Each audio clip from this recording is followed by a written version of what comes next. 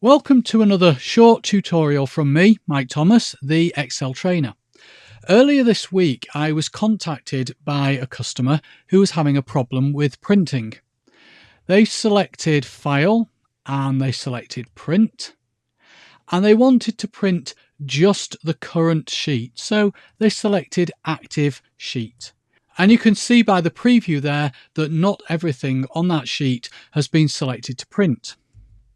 Now, it turned out the reason was because they had a print area defined. And even though you say print the current sheet, the fact you've got a print area defined overrides that.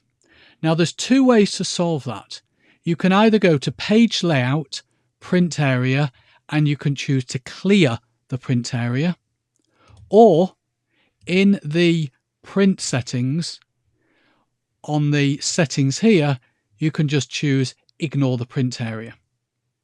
And the fact that we've got print active sheet and ignore the print area set means that it's going to print everything on that sheet. It's going to ignore the print area.